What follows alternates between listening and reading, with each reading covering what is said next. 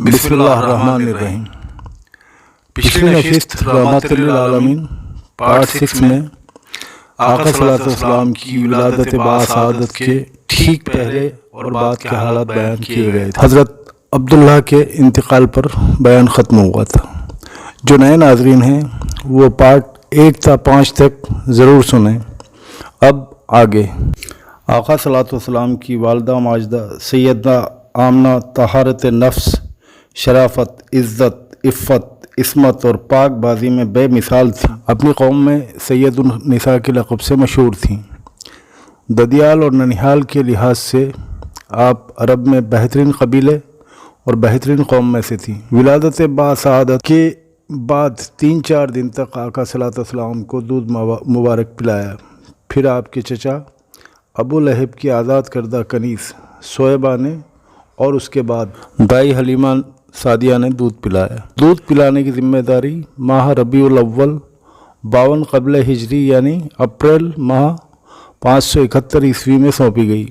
उस ज़माने में अरब में दस्तूर था कि नौज़ायदा बच्चे को दूध पिलाने के लिए देहात में भेज देते थे ताकि देहात की साफ़ सुथरी और खुली हवा में उनकी परवरिश हो सके, ज़ुबान अहले अरब जैसी फसीह हो जाए और अहले अरब की दीगर खुसूसियात अवाइल उम्र से ही बच्चे में रासिक हो जाएं।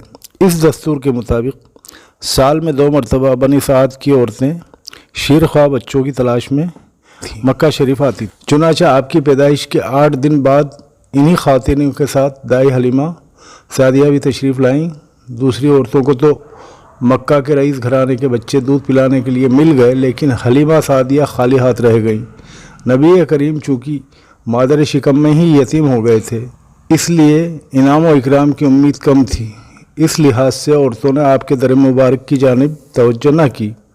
आखिर जब रवानगी का वक्त आया तो अल्लाह के हुक्म से दाई हलीमा सादिया का दिल हुजूर के दर दौलत खाने की ओर खिंचने लगा। चुनाचे उन्होंने अपने शोहर हारिस से कहा कि मुझे ये अच्छा नहीं लगता कि मेरी सहेलियाँ तो बच्चे लेकर जाएं और मैं खाली हाथ लौटूँ। मैं इस यतीम बच्चे को ही ले लेती हूँ। शोहर ने यह सुनकर कहा, कोई हर्ज नहीं, मुमकिन है अल्लाह हमारे लिए इसी में बरकत अता कर दे। तब उन्होंने जाकर बच्चे को ले लिया। काफ़िला रवाना हुआ।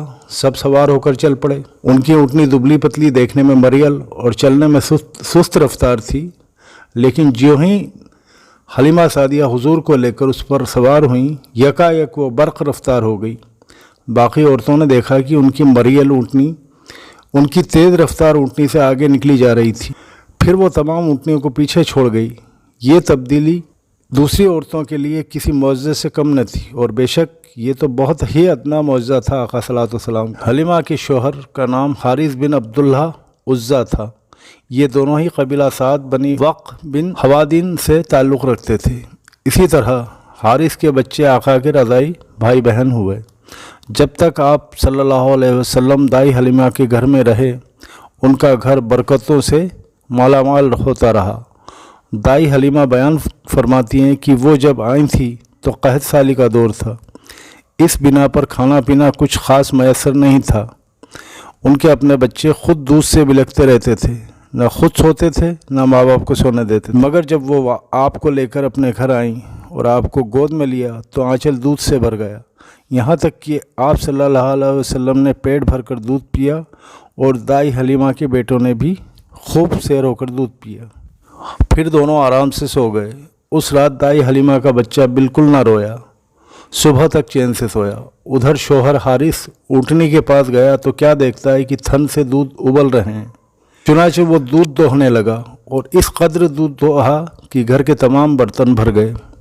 हलीमा सादिया का घराना सबसे ज़्यादा कहत ज़दा था, लेकिन मक्का से वापसी के बाद यह हालत हुई कि जब बकरियां घर को वापस आती तो उनकी कूखें निकली हुई होती थी और थन दूध से लबरेज रहते थे। अब घर वाले खूब दूध पीने लगे, जबकि कहत की वजह से दूसरों को बिल्कुल नहीं मिलता था। यूँ इस घराने को प्यारे नबी के सदक़े मुसलसल खैर व बरकत नसीब होती रही।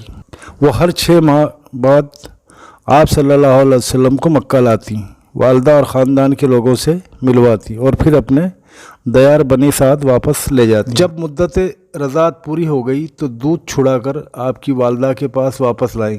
اب تک وہ آقا کی وجہ سے خیر و برکت دیکھ چکی تھی، اس لیے چاہتی تھیں کہ ابھی آپ کو ان کے پاس ہی رہنے دیا جائے۔ چنانچہ انہوں نے سیدہ آمنہ سے عرض کی کہ کیوں نہ آپ بچے کو ابھی میرے پاس ہی رہنے دیں تاکہ یہ اور مضبوط ہو جائے، مجھے مکہ کی وبا سے ڈر لگتا ہے۔ سیدہ آمنہ اس بات پر راضی ہو گئی اور دائی حلیمہ کو آقا کو لے کر خوشی خوشی اپنے گھر آ گئی۔ اس طرح آقا دوبارہ وہیں رہے 2 برس تک۔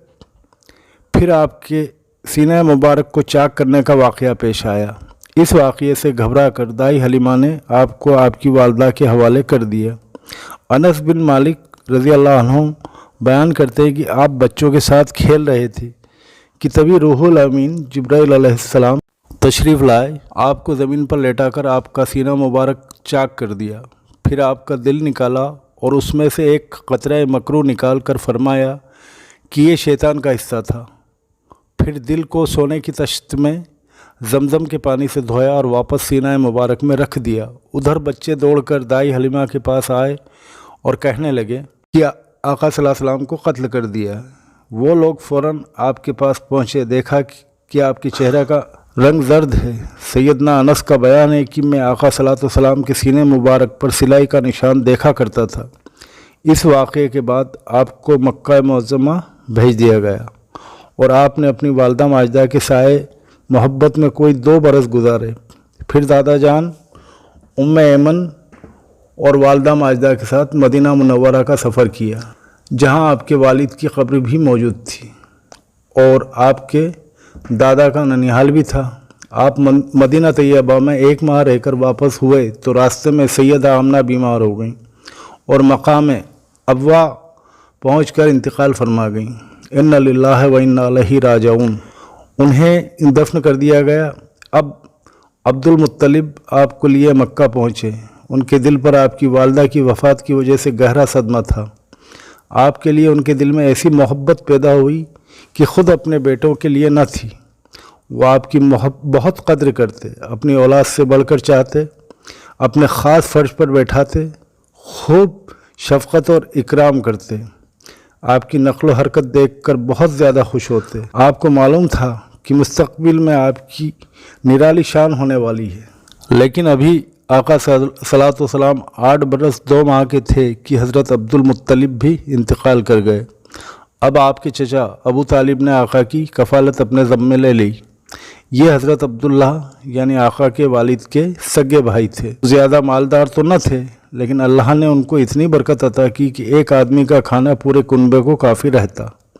خود آپ بھی صبر و قناعت کا نمونہ تھے، جو بھی ملتا اسی پر قرار فرماتے۔ جب آپ کی عمر مبارک 12 برس اور کہا جاتا ہے کہ 2 ماہ اور 10 دن ہوئی، آپ کے چچا ابو طالب نے تجارت کے سلسلے میں ملک شام جانے کا ارادہ کیا اور آپ کو بھی اپنے ساتھ لے لیا۔ قافلہ ملک شام کے شہر عزہ کے قریب پہنچا اور وہاں جا کر پڑاؤ کیا۔ بحیرہ نامی عیسائی کا ایک راہب اپنے گرجا سے نکل کر ان کے پاس آیا۔ راہب مسیحی مذہب میں اسے کہا جاتا ہے جو اللہ کی راہ میں اپنی دنیاوی زندگی کو چھوڑ دیتا ہے۔ حالانکہ یہ سیدنا عیسیٰ علیہ السلام کی سنت نہ تھی، بلکہ عیسائیوں نے نئی بدعت گڑھ لی تھی۔ وہ راہب آقا صلی اللہ علیہ وسلم کے پاس پہنچا اور آپ کا ہاتھ مبارک پکڑ کر بولا، یہ دنیا کے سردار ہیں، پروردگار عالم کے رسول ہیں، اللہ نے انہیں رحمت عالم بنا کر بھیجا ہے۔ میں انہیں مہر نبوت سے ہی پہچانتا ہوں، جو آپ کے کندھے سے نیچے نرم ہڈی کے پاس سیب کی طرح ہے، اور ہم اس کا ذکر اپنی کتابوں میں بھی پاتے ہیں۔ پھر اس نے قافلے کی دعوت کی اور ابو طالب سے کہا کہ انہیں یہاں سے واپس بھیج دو، ملک شام نہ لے جاؤ، کیونکہ انہیں یہودیوں سے خطرہ ہے۔ اس پر حضرت ابو طالب نے غلاموں کے ہمراہ آپ کو مکہ بھیج دیا۔ جب آقا کی عمر 15 برس کی ہوئی تو ذیقعد کے مہینے میں عقاب کے بازار میں ایک لڑائی ہوئی۔ یہ قریش اور قیس اور اعلان قبیلے کے درمیان ہوئی۔ کئی آدمی مارے گئے، لیکن بعد میں ان میں صلح ہو گئی اور طے پایا کہ دونوں فریقین کے مقتولین گنے جائیں، جدھر زیادہ ہوں ادھر والے زائد مقتولین کا خون بہا دے دیں گے۔ اس کے بعد جنگ ختم ہو گئی۔ اس جنگ میں نبی کریم بھی شریک تھے، لیکن آپ نے لڑائی میں براہ راست حصہ نہیں لیا، اپنے چچاؤں کو تیر تھماتے تھے۔ اس جنگ کا نام جنگ سجار ہے۔ یہ نام اس لیے مشہور ہوا کہ اس میں حرام مہینے کی حرمت پامال کی گئی تھی۔ باقی کا بیان اگلے نشست میں ہوگا انشاءاللہ عز و جل۔ اپنا بہت خیال رکھیے۔ اللہ حافظ۔